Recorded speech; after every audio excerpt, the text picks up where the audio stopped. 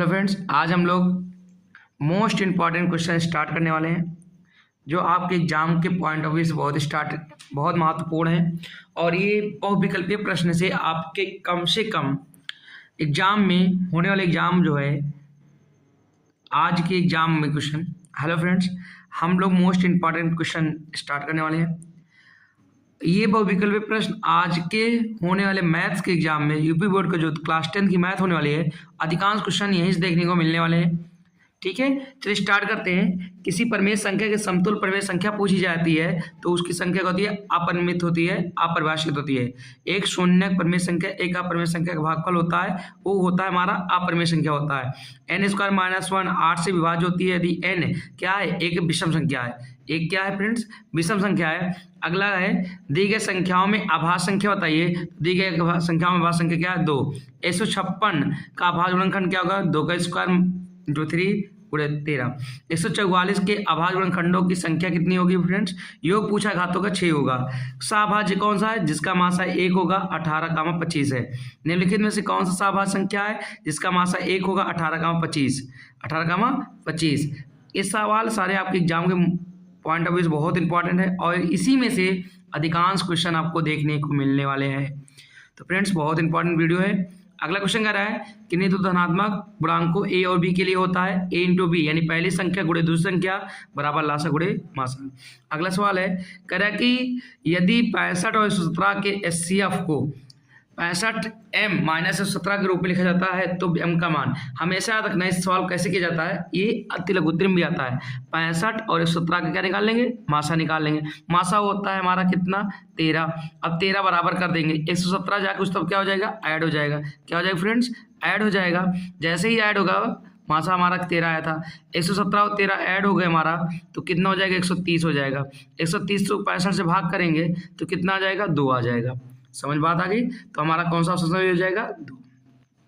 वह बड़ी से बड़ी संख्या होता है जिससे 125 और 70 को विभक्त करने पर प्रत्येक दशा में 8 और 5 बचे। तो आप 8 घटा दीजिएगा, फिर 5 घटा दीजिए, फिर HCF निकालिएगा, 13 आ जाएगा। वह बड़ी से बड़ी संख्या बताइए 245 और 1037 में भाग दे पर प्रत्येक दशा में शेष 5 बचे। तो हम लोग क्या करें, 245 में से 5 घटाएंगे 240 आ जाएगा। कितना आएगा, 240, और इससे घटाएंगे तो 1000, कितना आ जाएगा, 32। दोनों का मासा निकालेंगे तो 24 हो जाएगा। कितना होगा फ्रेंड, 24। इसका 2 सही हो जाएगा।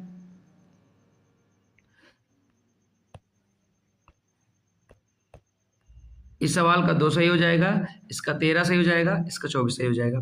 अगला सवाल देखिए, कह रहा है कि यदि दो धनात्मक पूर्णांक a और b को a का मान दिया है, b का मान दिया है, ठीक है, आगे के रूप में व्यक्ति जहां x और y आभाज्य संख्या है, तो a b का मासा पूछा है तो x y का होल स्क्वायर हो जाएगा। 15, 18, 24 का मासा पूछा है 360 हो जाएगा। HCF दे रखा है फ्रेंड्स, तो आप एलसीएम पूछा है, तो ये दोनों संख्याएं ही तो हैं, इसको काट देंगे 11 आ जाएगा और 11 से मल्टीप्लाई करेंगे 1683 आंसर हो जाएगा। ठीक है, सारे सवाल देखते जाइए, आंसर के याद करके, ताकि सेम सवाल आपको मिलने वाली है एग्जाम में। अगला सवाल है 132 और 288 का 132 और 288 का दे रखा है फ्रेंड्स, जो लासा दे रखा है, लासा 3168। तो मासा हमसे पूछा है, तो मासा मान निकाल सकते हैं, इसको डिवाइड कर देंगे, डिवाइड करके हम लोग निकाल लेंगे। तो इसका जो आंसर हो जाएगा 12 हो जाएगा। फिर मासा दे रखा है 156 से 156 इसको काट देंगे, 26 बचेगा। ठीक है, फिर 1 से 10 तक की सभी संख्याओं को पूछा गया तो 2520 आंसर हो जाएगा न्यूनतम, यानी 1 से 10 तक की संख्या लिखना है और उसका क्या निकाल लेना है, लासा निकाल लेना है। अगला सवाल है m बराबर दे रखा है फ्रेंड्स और n बराबर दे रखा है, यानी m का मान अगर मैं यहाँ रखूंगा तो 5 कितना हो जाएगा, 7 इक्वल टू 12, और 12 और 5 का ट्रिपलेट होता है 13। अगला निम्नलिखित में कौन सा ग्राफ द्विबहुपद नहीं है, तो ये द्विबहुपद नहीं है, 3 बार काट रहा है, 1 2 3, तो ये क्या है, त्रिबहुपद है। एक द्विघात बहुपद के अधिक से अधिक शून्यों की संख्या 2 हो सकती है। तो अगला पूछा है फिर फ्रेंड्स, कह रहा है दिए गए बहुपद में x² - 2x - 3 कि शून्यकों की संख्या क्या होगी, शून्यकों की संख्या हमसे पूछ रखा है। तो x² - 2x - 3 में जो शून्यकों की संख्या होगी वो 3, -1 होगी, 3, -1 होगी। अगले का जो सवाल दिया है, इसका शून्य 2 और 3 है, तो एक बार 2 रखेंगे, एक बार 3 रखेंगे। a और b का मान आ जाएगा, तो a का मान 0 इसको सही 0 हो जाएगा और b का मान 6 हो जाएगा, -6। 3 -3 और 4 वाले बहुपद कौन कौन से हो सकते हैं? x²/2 माइनस x/2 -3 हो सकता है। अगला फ्रेंड्स कह रहा है -2 और 5 बहुपदों की संख्या हो सकती है 3 से अधिक हो सकती है। कितनी हो सकती है? 3 से अधिक हो सकती है। डायरेक्ट आंसर याद रखिएगा सब चीज़ का। अगला कह रहा है कि यदि द्विघात बहुपद x² + bx + c not equal 0 के शून्य के बराबर हैं तो क्या हो सकता है? इनकी कंडीशन है, पहली कंडीशन है c और a विपरीत चिन्ह के होंगे, सी और बी विपरीत चिन्ह के होंगे, सी और ए एक चिन्ह के होंगे, सी और बी एक चिन्ह के होंगे। तो इनमें से कौन सही हो सकता है? इसमें से हमारा जो सही आंसर है वो ऑप्शन नंबर सी है। ऑप्शन नंबर क्या है? सी है। एक त्रिघात बहुपद x³ + ax² + bx + c का एक शून्यक -1 है तो अन्य शून्यकों का गुणनफल हमसे पूछ रखा है। तो इसके जो अन्य शून्यकों का गुणनफल होगा फ्रेंड्स वो हमारा होगा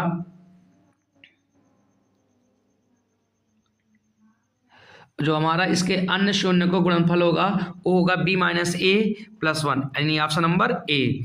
अगला क्वेश्चन पूछ रखा है यदि किसी संख्या का 1/3 ध्यान सुनना, यदि किसी संख्या का 1/3 21 है यानी 1/3 का मान दिया कितना 21 तो उसे 21 × 63 हो जाएगा। तो 21 × 63 वो संख्या क्या हो जाएगी? 63 हो जाएगी। क्या हो जाएगा? 63। 1/3 का मान दे रखा है, 1/3 का मान 63 है तो 1 का मान कितना? सॉरी 1/3 का मान दे रखा है 21 तो बताओ अगर 3 को हटाना है तो 3 से मल्टीप्लाई करना पड़ेगा दोनों पक्षों में, 3 हट जाएगा तो यानी 21 × 63 आ जाएगा। अगला समीकरण पूछा है सेम याद रखना आंसर ये आएगा 3x + 2y = 6 तो y = 0 का हल होगा। अगर y = 0 रख देते हैं तो x = 2 आ जाएगा। y = 0 रख दूंगा तो x = कितना आ जाएगा? 2 आ जाएगा। x = हमारा कितना आ जाएगा फ्रेंड्स? 2 आ जाएगा। तो हमारा आंसर हो जाएगा, हमारा आंसर जो हो जाएगा 2, 0। अगला रैखिक युग्म में दिया है, इसका हल पूछा है। हल मतलब x और y का मान पूछा है। रैखिक समीकरण में x और y का मान ध्यान से देखना, अगर दो संख्याओं का योग पता है, अंतर पता है तो जोड़कर आधा करिएगा x का मान मिलेगा। 10 4 14 का आधा 7 यानी x का 7 आया, घटा के आधा y का मान, 10 में 4 गए 6, 6 का आधा 3 यानी 7 का 3, x का मान 7 हो जाएगा, y का मान 3 हो जाएगा। अगला समीकरण दिया, हल करना है, सेम प्रोसेस करना है। आपने पढ़ा होगा दो विधि, प्रतिस्थापन और विलोपन विधि से x के गुणांक को बराबर करके x घटा दीजिएगा, y का मान आ जाएगा, फिर y के गुणांक बराबर करके y घटा दीजिएगा, x का मान आ जाएगा। तो इसमें जो आपका सवाल हो जाएगा वो सवाल नंबर कौन सा आंसर हो जाएगा इसका जो आंसर हो जाएगा ऑप्शन नंबर ए हो जाएगा 6,2 यानी x का मान 6 y का मान 2।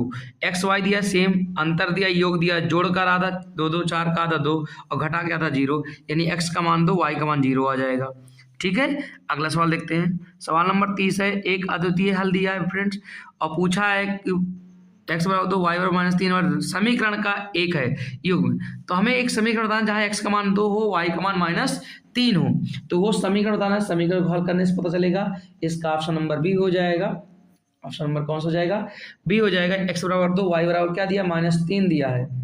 x = 2 y = -3 तो हमारा ऑप्शन नंबर कौन सा हो जाएगा इसका फ्रेंड्स? बी। याद रखना इस बात को, डायरेक्ट क्वेश्चन पूछा जाता है। यदि दो संख्याओं का योगफल दे रखा है और उनमें से एक संख्या दूसरी की दोगुनी है यानी एक संख्या मान लो x तो दूसरी हो जाएगी 2x, दोनों का योगफल 3x का मान 24 तो x का मान 8 तो पूछा है तो संख्या बताइए तो 8 और 8 दूनी 16 और क्या हो जाएगा? 800 हो जाएगा। अगला पूछा है फ्रेंड्स, अगला सवाल कह रहा है दो संख्याओं का योग एवं अंतर दे रखा है। योग दिया है, अंतर दिया, हमने कहा जोड़कर आधा करो पहली संख्या, 8 2 10 का आधा 5 और 8 में से 2 गए 6 का आधा 3, 5 का 3, जोड़कर आधा पहली संख्या, घटाकर आधा दूसरी संख्या।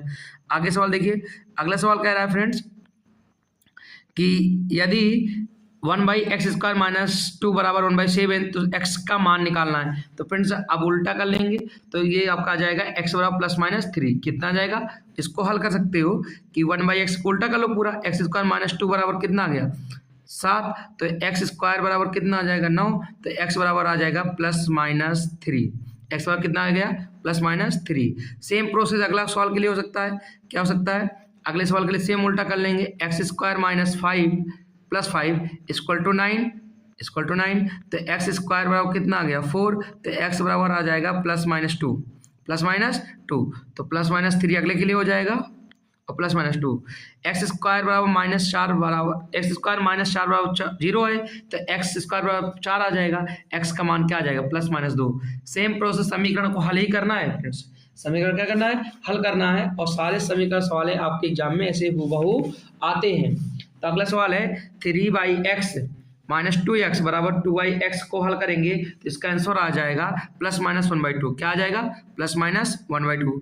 अगला सवाल देखिए, सवाल नंबर 5 देगा, समीकरण को हल करना है यानी x का मान निकालना है। जो भी x का मान आएगा इसका, और जो x का मान आने वाला है इसका फ्रेंड्स, वो प्लस माइनस 6 आने वाला है। क्या आने वाला है? Plus minus 6। अब एक मूल दे रखा है, इस तो सवाल बहुत आएंगे। एक मूल दे रखा है अर्थात x का मान रखना है इसमें, तो -2 का स्क्वायर 4 हो गया, और फिर -4 कितना आ गया? 0 आ जाएगा। अरे भाई ये -4 ये +4 कट जाएगा, 0 आ जाएगा, यानी p का मान कितना आ गया? 0 आ गया। p का मान कितना आ गया? 0 आ गया। सेम प्रोसेस है, एक मूल दिया है रखिए इसमें, 2 दूना 4, 2 दूना 4, और 6 में 4 गया -2 इधर आ जाएगा, और 2 से 2 कट जाएगा, 1 आ जाएगा। कितना आ जाएगा? 1 आ जाएगा। यानी अगली सवाल का जो आंसर हो जाएगा हमारा, अगले सवाल का जो आंसर हो जाएगा वो क्या हो जाएगा? -1 हो जाएगा। कितना? सॉरी -1 हो जाएगा। कितना जाएगा? -1। अगले सिंपल इसका सवाल बहुत मिलेंगी। एक मूल 6 दे रखा है, 6 यानी x का मान रखो, 6 36, और फिर ये देखो -6 जगो 24 -24। अब बताइए 24 में 36 जाएगा, 12 बचेगा, माइनस हो जाएगा, तो k बराबर कितना आ जाएगा? -12 आ जाएगा। k बराबर -12 आ जाएगा। ठीक है, अगला सवाल देखिए, k बराबर -12 आ जाएगा। ठीक है, यदि कहे समीकरण 2x² + ax + 6 बराबर 0 का एक मूल 2 है तो a का मान बताइए। एक मूल 2 है तो a का मान बताना है, तो इसका मान हो जाएगा, देखो एक मूल 2 है, सेम प्रोसेस, 2 रखेंगे, 2 दूना 4, 6 4 10, तो तब जाएगा तो 5 आ जाएगा। देखो 2 दूना 4, 4 दूनी 8, 8 6 14, 14 को 2 से डिवाइड करेंगे, कितना आ जाएगा? -7 आ जाएगा। कितना आ जाएगा? -7 आ जाएगा आपका फ्रेंड्स। बात समझ में आ गई नहीं? आगे चलिए अगला सवाल देखते हैं।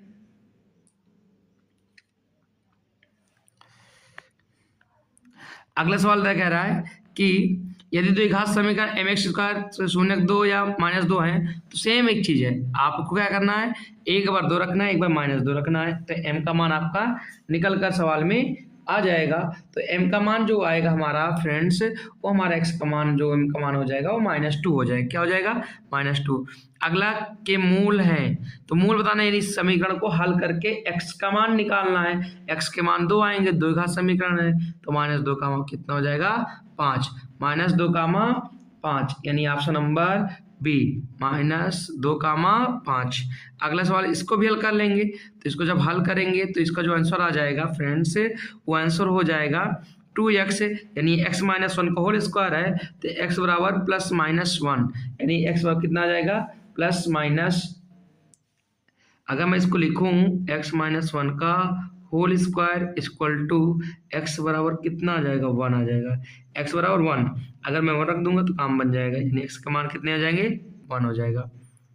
अगला बेटा देखो ध्यान से, सवाल कह रहा है द्विघात समीकरण मूल, योगफल, गुणनफल 7 और 12 है। तो योगफल दिया, गुणनफल दिया है, तो समीकरण पूछा है, तो समीकरण सूत्र में लगा देंगे। हमें पता है एक्स स्क्वायर जो होता है सूत्र क्या होता है? अगर मूल को मूलों का योगफल दिया है, गुणनफल दिया है, तो होता है x² माइनस मूलों का गुणन योगफल, x² minus alpha plus beta x और प्लस अल्फा इंटू बीटा, यही तो होता है। तो हम इस पे रख देंगे, सूत्र बराबर 0 कर लेंगे, रख देंगे आराम से। x² तो रहेगा, अल्फा प्लस बीटा यानी 12 7 19, सॉरी मूलों का योगफल दे रखा 7, तो 7x हो जाएगा, कितना? -7x, और प्लस क्या हो जाएगा? 12। तो इस तरह हमारा आंसर जो हो जाएगा वो हमारा आंसर हो जाएगा ऑप्शन नंबर ए। ठीक है, समीकरण के मूलों का योगफल पूछा है, -b/a होता है, तो -+3/5 आंसर हो जाएगा इसका। क्या हो जाएगा? 3/5। अगला सवाल देखिए, सवाल दे रखा है मूलों का गुणनफल और योगफल बराबर है, यानी -b/a बराबर c/a, तो a कट जाएगा, तो -b बराबर क्या हो जाएगा? -c। -b का मान क्या है? -2k -1 बराबर c का मान क्या है? -9 -k। तो बताओ फ्रेंड्स, इधर आ जाएगा तो -k बचेगा, इधर जाएगा तो क्या हो जाएगा, -8 बचेगा, यानी के का मान कितना आ गया, के का मान हमारा 8 आ गया। ऐसे हल कर लेंगे। 2 मूल परिणाम है परंतु चिन्ह विपरीत है, तो के का मान बताना। 2 मूल प्राप्त है परिणाम और दोनों का चिन्ह क्या है, विपरीत है, दोनों का चिन्ह विपरीत है, तो हमारा जो आंसर हो जाएगा इस पे लगा, आंसर जो हो जाएगा वो क्या हो जाएगा, के बराबर हमारा जो आंसर आएगा 0 आ जाएगा। क्या आ जाएगा, 0। याद रखना, के मान 0 आ जाएगा। निम्नलिखित समीकरण के 2 भिन्न वास्तविक या मूल बताइए। तो मूल वास्तविक हो और मूल हो तो इसका जो आंसर हो जाएगा ऑप्शन नंबर बी हो जाएगा। इसके सब में रूट है, मूल वास्तविक हो नहीं सकता। अगला दिया विविधता बताना है, तो 20 इसको हल कर लेंगे तो हो जाएगा x² minus 1 minus x equal to 0, तो b² माइनस 4ac लगा देंगे आंसर, और हमारा जो b² माइनस 4ac से आएगा विविधता हमारा 5 आ जाएगा। ठीक, अगला सवाल देखिए। सवाल अगला कह रहा है 3x² माइनस एक्स प्लस 4 का विविधता करते हैं, सेम चीज, इसका विविधता b² माइनस 4ac का सूत्र लगा देंगे, हमारा आंसर आ जाएगा। आंसर जो आएगा वो -12 आ जाएगा। फिर सवाल दिया बताना है मूल वास्तविक है नहीं है, तो b² माइनस 4ac से हम लोग इसको पता कर लेंगे मूल वास्तविक है कि नहीं है, तो इसका आंसर जो हो जाएगा ऑप्शन नंबर सी हो जाएगा। वास्तविक होंगे और बराबर होंगे। 20 अगर वास्तविक बराबर है तो कंडीशन होती है b² माइनस 4ac इक्वल 0। ठीक है, फिर समीकरण दिया है बताना है मूल क्या है, मूल के बारे में उसकी नेचर बताना है, तो इसका आंसर जो हो जाएगा ऑप्शन नंबर सी वास्तविक नहीं होंगे, रूट के अंदर आ जाएंगे। आप करके देख लीजिएगा, मूल वास्तविक नहीं होंगे। फिर अगला सवाल दिया समीकरण 2x² माइनस 5x, तो इसके भी नेचर बताना है। इसका भी नेचर होगा कोई भी मूल वास्तविक नहीं होगा, इसका भी नेचर क्या है, कोई भी मूल वास्तविक नहीं है। ठीक है, अगला सवाल देखिए, सेम सवाल, कई सवाल बार बार आती है कि इसका नेचर बताइए क्या है नेचर, तो सारी कंडीशन इसी से निकलेगा। b² माइनस 4ac बराबर 0 हुआ तो मूल बराबर है, वास्तविक है। ग्रेटर देन हुआ 0 से बड़ा हुआ तो मूल वास्तविक है, अलग अलग है। लेस देन 0 हुआ तो मूल क्या है हमारा फ्रेंड्स, काल्पनिक है। अगला पिन कह रहा है कि दिए गए मूल क्या बताइए, मूल समान है, मूल समान है यानी अल्फा बीटा क्या है, बराबर है। तो आप बताना है कि सी का मान क्या होगा, तो इसमें जब मूल समान है तो b² माइनस 4ac बराबर 0 कर लीजिएगा, तो आपका सी का मान आ जाएगा, तो हो जाएगा b² अपॉन 4a। देखा समीकरण मूल बराबर है तो सेम बराबर है तो क्या लगेगा, b² माइनस 4ac इक्वल 0, तो आप मान रखिएगा b² का मान, तो आपका जो आंसर आएगा वो 12 आ जाएगा। कितना आ जाएगा फ्रेंड्स, 12। फिर सेम चीज मूल बराबर है, सी का मान, बार बार एक टाइप के क्वेश्चन आ रहे हैं, देख रहे हो, तो b² माइनस 4ac बराबर क्या लगा दोगे, 0। अब जैसे रखेंगे b² यानी 8 नहीं 64 माइनस 4ac यानी 4 दूनी 8ac, तो आपका आंसर 8 आ जाएगा। कितना आ जाएगा फ्रेंड्स, 8 आ जाएगा। फिर सेम सवाल आ गई, देखो मूल बराबर है तो के का मान बताइए, आराम से लगा सकते हो b² माइनस 4ac से, तो जो आपका आंसर निकल के आएगा इसके लिए वो आंसर हो जाएगा 3। फिर कह रहा है एक आयताकार खेत का क्षेत्रफल दिया है, यदि उसकी लंबाई चौड़ाई से 1 मीटर अधिक हो तो उन्हें ज्ञात करने के लिए द्विघात समीकरण बनाइए। आराम से कर सकते हैं। खेत का क्षेत्रफल क्या होता है, l/b, आयत की लंबाई मान लेते हैं x, चौड़ाई x, तो लंबाई हो जाएगी x + 1, और दोनों का मल्टीप्लाई ही तो कितना है, 30 है, तो लगा लेंगे x² प्लस क्या हो जाएगा x minus 30, x² plus x minus 30, x² plus x² minus 30, answer हो गया, समीकरण बन गया। अगला पूछा है AP का 30वां पद पूछा है फ्रेंड्स, तो 30वां पद मतलब क्या होता है, a plus 29d, a plus 29d, तो a का मान कितना है 10 और प्लस 29d का मान कितना है -3, तो -3 से गुणा कर लेंगे, जो हमारा आंसर निकल के आएगा वो हमारा आंसर कितना हो जाएगा फ्रेंड्स, हल कर लेंगे तो हमारा जो आंसर निकल के आएगा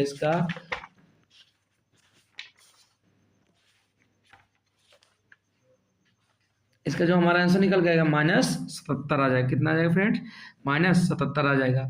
सेम अगला सवाल सार्वंतर बताना है, तो सार्वंतर T2 - T1 -2 है, माइनस कितना है 2 है, यानी इसमें से इसको घटा देंगे, 1 में 3 जाएगा -2। श्रेणी का समांतर सार्वंतर दिया है, 10वां पद दिया है, तो प्रथम पद पूछा है। 10वां पद मतलब क्या होता है, a + 9d, a + 9d बराबर -8 दिया रखा है, तो बेटा सार्वंतर -4 है, 9 × 36, 36 8 घट जाएगा, तो आपका कितना आ जाएगा, तो 36 में से 8 घटा दोगे तो आपका आ जाएगा 36 में 8 जाएगा 28 आ जाएगा। कितना आ जाएगा? 28 आ जाएगा। ठीक है, तो कौन सा ऑप्शन नंबर सही हो जाएगा? सी वाला हमारा सही हो जाएगा फ्रेंड्स। 28 हो गया। अगला कह रहा समय एपी दे रखा है तो ग्रामा पद पूछा है। ग्रामा पद मतलब ए प्लस 9d। ए का मान ये है और डी का मान निकाल के 9 से गुणा करके आंसर बता देंगे। जो आंसर आएगा हमारा वो हो जाएगा 20। कितना हो जाएगा? 20। ए का दूसरा पद दे रखा है और पांचों पद दे रखा है तो सातवां पद पूछा है। दूसरा पद मतलब ए प्लस डी 13 और पांचों पद मतलब क्या होता है? ए प्लस 4d बराबर 25। अगर मैं घटाऊं घट जाएगा 3d। ये कितना? ये 3d बचेगा और 13 देखा तो कितना? 12। तो d का मान 3d बराबर 12 आया तो d बराबर कितना आ गया? d बराबर 4 आ गया। तो हमसे सातवां पद पूछा है a प्लस 6d तो 6 चौको 24 हो जाएगा और a का मान मैं यहाँ रखूंगा तो 9 आ जाएगा। 24 9 होता है 33। ऑप्शन नंबर बी हो जाएगा। ठीक है, तो सवालों को ऐसे किया जाता है। आगे देखिएगा, अगला सवाल कह रहा है कि एपी दे रखा है तो कौन सा पद 210 होगा। तो सेम सवाल आगे। इस सवाल को याद रखना, बहुत इंपॉर्टेंट सवाल हैं ये सारे। ठीक है, तो आपका जो आंसर होगा इसका वो आंसर हो जाएगा 210 हो जाएगा। कौन सा पद? 10वां पद होगा। कौन सा पद होगा? 10वां पद। एपी का सार्वंतर निकालना है। ए दिया है, ठीक है, यहाँ से A1 B2 रखते जाइए आपका निकलता है मतलब कि ए का मान A18 माइनस A14 इसका अंतर दे रखा है। तो इसका अंतर देखो ध्यान देखना, A18 मतलब A plus 17d minus A minus 15d sorry 13d और A से A कट जाएगा। 17 में से 13 का 4 4 8 32 8 आंसर आ जाएगा। कितना आ जाएगा? 8 आंसर आ जाएगा। अगला सवाल देखिए, सवाल एपी कह रहा है कि 10 7 4 डैश डैश माइनस 62 का अंत से 11वां पद ज्ञात करना है। कहाँ से ज्ञात करना है? अंत से 11वां पद हमें ज्ञात करना है। तो अंत से 11वां पद हमारा आंसर जो हो जाएगा -32 हो जाएगा। तो केंद्रीय ये सवाल काट दीजिएगा थोड़ा सा। ठीक है, केंद्रीय प्रवृत्ति की माप बताइए। केंद्रीय प्रवृत्ति की माप कौन सी है इसमें से ये बताना है। तो केंद्रीय प्रवृत्ति की माप जो होती है बहुलक होता है। कौन सा होता है? बहुलक होता है केंद्रीय प्रवृत्ति की माप। आगे देखिए, फिर कह रहा है बेटा ध्यान सुनना, ये बहुत इंपॉर्टेंट क्वेश्चन चल रहा है इस समय। आपका FI XI माइनस बार दिया है तो इसमें पूछा है कि अच्छा केंद्रीय प्रवृत्ति की माप नहीं होगी, जिसका मैं नहीं निकालता हूँ माप नहीं होती और जिसका निकालता हूँ माप है। तो इसमें जो होगा हमारा जो 0 हो जाएगा। क्या हो जाएगा? इसको याद रखो 0 ही हो जाएगा। 12 व्यक्तियों का भार समांतर माध्य रखा है, उनके भारों के एक पर गुणा कर देंगे दोनों का। इन दोनों गुणा कर लेंगे और गुणा करके जो आंसर आएगा वही हमारा आंसर हो जाएगा, यानी 547.2 547.2। अगला फिर सवाल कह रहा है यदि 20 निरीक्षण का समांतर माध्य दिया तो उनका योगफल 20 3 600 आ जाएगा।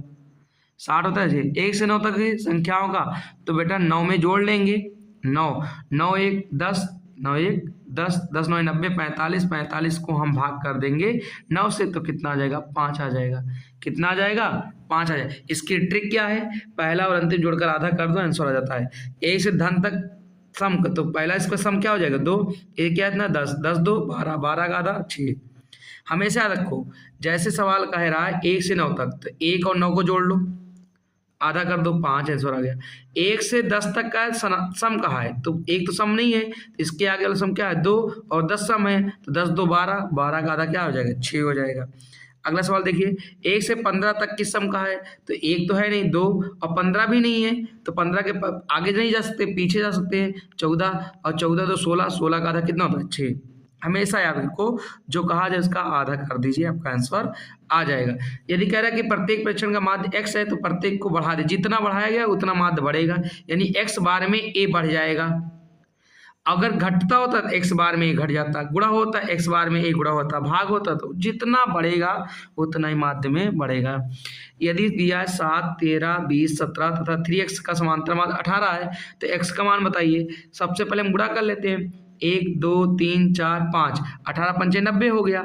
अब इसको जोड़ लेंगे 13 7 20 20 40 40 50 57 57 गया तो हमारा जो आएगा तो हमारा कितना आ जाएगा? 57 में से 90 में 57 घटा देंगे तो 3 आ जाएगा। यहाँ कितना आ जाएगा? तो 8 8 3 33 आ जाएगा। 3 से भाग कर देंगे 11 आ जाएगा। कितना आ जाएगा? 11। ठीक है। आगे देखिए सवाल में x का मान निकालना है, सेम प्रोसेस जैसे ऊपर, इन सबको जोड़कर 3 2 5 से भाग करेंगे और बराबर क्या आ जाएगा, x का मान निकाल लेंगे। फिर कह रहा है बेटा फिर सेम सवाल कि 3 4 6 x का समांतर मान 5 है, तो 4 पंचे 20 कर लो और 6 4 10 3 13 7 आंसर आ जाएगा। कितना आ जाएगा, 7। अगला सवाल देखिए, सवाल अगला कह रहा है कि सारणी का माध्य दे रखा है, तो पूछा सारणी का माध्य बताइए। सारणी का माध्य होगा सिग्मा एफ एक्स अपान सिग्मा एफ, आपने पढ़ा होगा सिग्मा एफ एक्स अपान सिग्मा एफ निकाल लेंगे, इसका योग कर लेंगे, इसका मध्यमान का मल्टीप्लाई करके निकाल लेंगे। तो जो मल्टीप्लाई करके निकालेंगे बेटा वो हमारा आंसर जो आएगा काटने पीटने के बाद वो आ जाएगा हमारा आंसर 19.5। अगले का फिर माध्य पूछा सेम सिग्मा एफ एक्स अपान सिग्मा एफ से निकालेंगे, तो हमारा जो आंसर आएगा वो आंसर हो जाएगा बी 24.6। सेम सवाल अगला फिर देखिए, सब कुछ वही करना है, माध्य निकालना सिग्मा एफ एक्स अपान सिग्मा एफ, तो बेटा इसका क्या निकाल लेंगे, इसका जो आंसर हो जाएगा हमारा हो जाएगा 21.5। इसका देखो अगले का जो आंसर हो जाएगा 6.1 सेम सिग्मा एफ एक्स अपान। बहुलक पूछा जिसकी बारंबारता सबसे अधिक होगी वो बहुलक होता है, 7 हो जाएगा जो सबसे अधिक बार आया है। बहुलक के लिए फिर सेम सवाल देखो, बहुलक पूछा है तो जिसके बारंबारता 18 है, यानी बहुलक हमारा कितना हो जाएगा, 15 हो जाएगा। बहुलक हमारा क्या हो जाएगा, 15 हो जाएगा। ठीक है। अगला फिर क्या पूछा, बहुलक जिसकी बारंबारता अधिक है 23, यानी 20 से 30 आंसर हो जाएगा, 20 से 30 आंसर हो जाएगा। फिर पूछा है बहुलक किसकी अधिकता है, 8 की, 3 से 5 का आंसर हो जाएगा। फिर अगला देखो माध्यिका पूछा है, माध्यिका के लिए 2 सूत्र होते हैं। ठीक है, क्या होता है, n/2 में पद का मान होता है, तो अगर 10 है तो n/2 में पद का मान प्लस n/2 प्लस 1वें पद का मान, यानी 5वां और 6वां आ जाएगा। प्राकृतिक संख्या कहाँ है, तो बेटा ध्यान दो 5वां और 6वां पद कौन होता है, 5 और 6, 6 5 11 का आधा कितना होता है, 5.5 आंसर।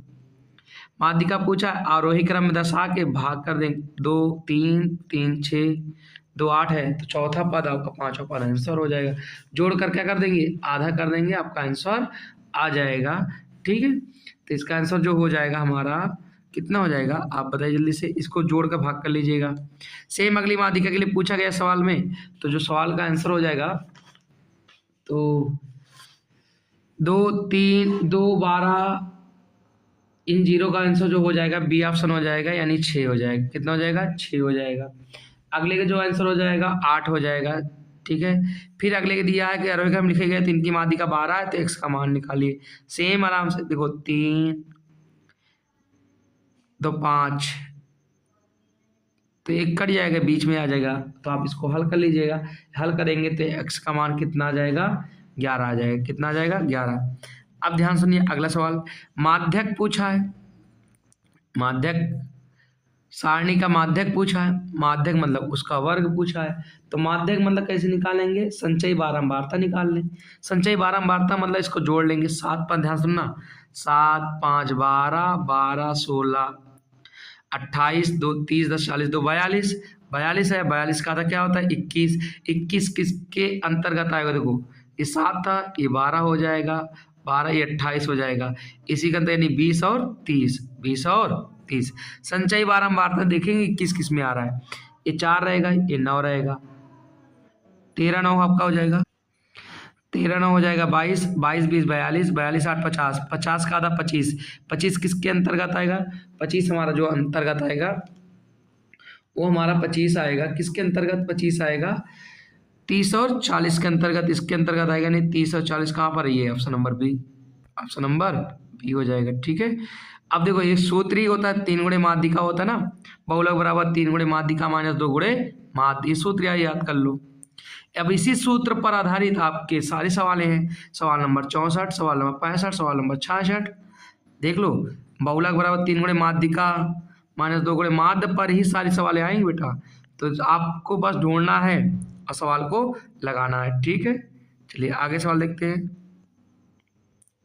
सेम प्रोसेस, देखो सब में वही चीज़ है, ये देखो सारी सवाल में, तो मैं एक बता देता हूँ, बहुलक दे रखा है, माध्य दे रखा है, तो अगर हमें पता है बहुलक बराबर क्या होता है, 3 गुणे माध्यिका माइनस 2 गुणे माध्य, तो माध्य में 2 गुणा कर देंगे और बहुलक में जोड़ देंगे, तो 28 दूना 56 और प्लस 16 जोड़ देंगे, 6 2 12 5 6 7 72, 30 भाग करेंगे 24 आ जाएगा।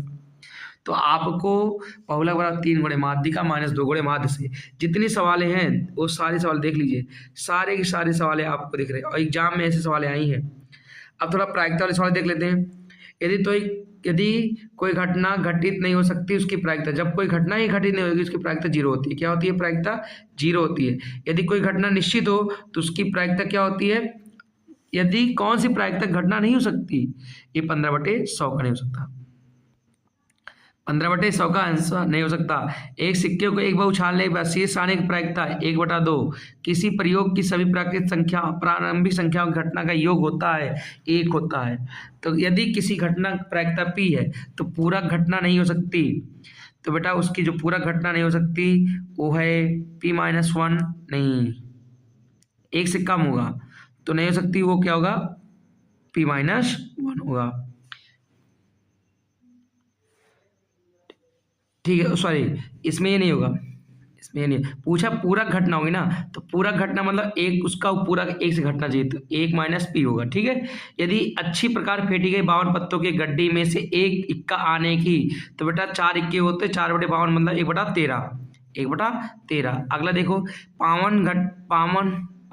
52 ताश की गड्डी में से एक ताश निकाला जाता है, इसके लाल रंग का मुख कार्ड होने की प्रायिकता, तो लाल होते 26 तो 1/2 हो जाएगा 26/52। इस एक का प्रायिकता ज्ञात कीजिए चुने गए एक वर्ष में, तो लीप वर्ष ना हो तो लीप वर्ष ना हो, तो लीप वर्ष नहीं होगा तो 1/7 और लीप वर्ष होगा तो 2/7। हमेशा आंसर याद रख लीजिएगा, लीप वर्ष ना हो तो 1/7, 2 वर्ष लीप वर्ष हो तो 2/7। एक बात हमेशा है, एक पासे को फेंका जाता तो इससे 3 छोटी विषम संख्या आने की संभावना, 3 छोटी आने का मतलब क्या हुआ?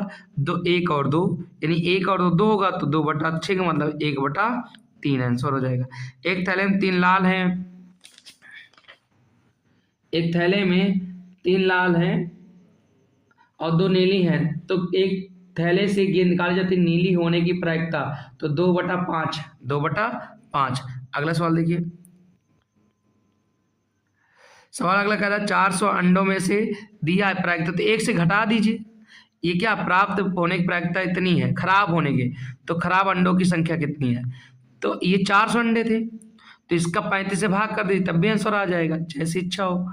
तो अगर हम 35 को भाग करें, ध्यान से देखना, तो 35 अगर मैं भाग करूं बेटा, तो मतलब कि कुल मिला के ध्यान सुनो, अंडों में से संग्रह में खराब अंडे प्राप्त होते हैं होने की प्रायिकता, तो खराब अंडे होने की प्रायिकता कितनी है? तो मान लेते खराब होने के अंडों की संख्या क्या है? x बटे कितना? 400। गुणा कर देंगे, तो गुणा कर देंगे बराबर कितना बेटा? 0.035 से गुणा कर देंगे, 0 आ जाएगा। 4 पंचे 20, 4 12, 4 12, 12 2 14, 3 अंक पॉइंट लग जाएगा तो 14 अंडे हो जाएंगे हमारे पास। कुल अंडों की संख्या कितनी हो जाएगी? 14, यानी कुल मिलाकर दोनों गुणा करना था। अगला सवाल है, एक थैले से कुछ टिकट है 1 से 40 तक अंकित है, तो पूछा है 5 संख्या गुणा, तो बेटा 5 संख्या का 5 होगा, 10 होगा, 15 होगा, 20 होगा, यानी 8 आएंगे और टोटल कितने में से? 40 में से, तो 8 कम 8, 8 5 40, यानी 1/5 आंसर हो जाएगा। तो बेटा उम्मीद करूंगा आपको ये सवालें बहुत इंपॉर्टेंट क्वेश्चन है, आपको देख लीजिएगा, पेपर में क्वेश्चन हूबहू मिलने वाले हैं, तो एक बार वीडियो जरूर देख के जाइएगा। ठीक है, मिलते हैं एक नए टॉपिक नेक्स्ट वीडियो में। बेस्ट ऑफ लक कल के एग्जाम के लिए, अच्छे से देखिए आना। Bye, take care.